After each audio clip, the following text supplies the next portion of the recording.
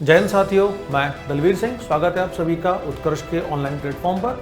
तो आज हम चर्चा करने वाले हैं एएसआई के बारे में, यानी आर्कियोलॉजिकल सर्वे ऑफ इंडिया, यानी भारतीय पुरातात्विक सर्वेक्षण विभाग। अभी चर्चाओं में ये विभाग है क्योंकि एक जो पुरातात्विक स्थल है उस पर यह सर्वे का कार्य कर रहा है। तो एएसआई जो है ना, यह आर्कियोलॉजिकल सर्वे ऑफ इंडिया, भारतीय पुरातात्विक सर्वेक्षण विभाग, इसकी स्थापना 1861 में अलेक्जेंडर कनिंघम नाम के पुरातत्ववेत्ता या आर्कियोलॉजिस्ट द्वारा की गई थी। भारत के साथ एक बड़ी समस्या क्या रही कि हमने अपने इतिहास का शायद पुनर्लेखन नहीं किया था या उसको समेटने की कोशिश नहीं की थी। तो ब्रिटिश ये जो थे, कुछ लोग ऐसे थे जो उसके लिए कार्य कर रहे थे।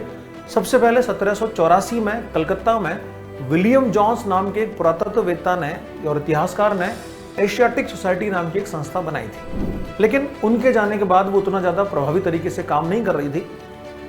फिर एक कनिंघम जब भारत आए तो इन्होंने एक्चुअली, इनका जो मुख्य उद्देश्य था आने का, वो भारत में जो बौद्ध धर्म के स्थल थे या बौद्ध के पुरातात्विक स्मारक थे उनकी खोज और जानकारी करना था। उसी खोज में इनको कुछ अशोक के अभिलेख और मिले, तो इनको लगा कि शायद कोई ऐसी संस्था बननी आवश्यक है जो भारत का वो जो अनछुआ इतिहास था या जो चारों तरफ बिखरा हुआ इतिहास था उसको समेट सके, उस पर अध्ययन कर सके और सभी ऐतिहासिक स्मारकों, ऐतिहासिक वस्तुओं और कलात्मक वस्तुओं का संरक्षण, संवर्धन और विकास कर सके। तो इसी उद्देश्य के साथ में इन्होंने 1861 में एएसआई की स्थापना की। अलेक्जेंडर कनिंघम के बाद कई बड़े बड़े पुरातत्ववेत्ता इसके अध्यक्ष बनते रहे, लेकिन बाद में जो वायसरॉय या गवर्नर जनरल भारत में आए उन्होंने कोई बहुत ज़्यादा ध्यान इस पर नहीं दिया।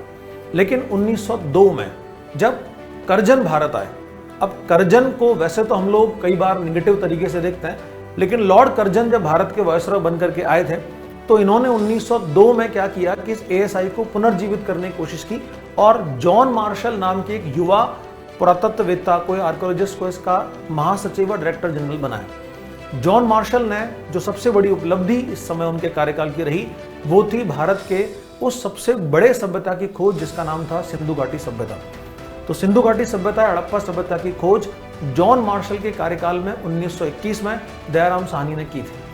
उसके बाद 1922 में मोहनजोदड़ो में एक और पुरातात्विक स्थल की खोज हुई और ये भारतीय इतिहास का ये जो महत्वपूर्ण बिंदु था ये दुनिया के सामने आया। इसके बाद 1931 में दयाराम साहनी पहले भारतीय पुरातत्ववेत्ता बने जो कि इस एएसआई के महानिदेशक पद तक पहुंचे।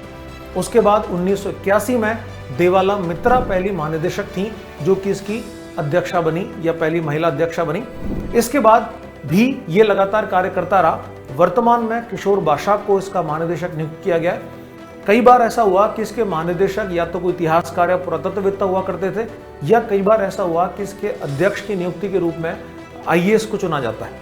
तो या तो आईएएस या फिर कोई इतिहासकार या पुरातत्ववेत्ता इसके हमेशा अध्यक्ष या महानिदेशक बनते हैं। एएसआई का फिलहाल जो मुख्यालय है वो दिल्ली में, और भारत के जितने भी इतिहास के महत्वपूर्ण बिंदु हैं उनका अध्ययन करना, ऐतिहासिक स्मारकों की खोज करना, उनका संरक्षण करना और उनके पुराने रूप को लौटाना, ये इस एएसआई का मुख्य कार्य है।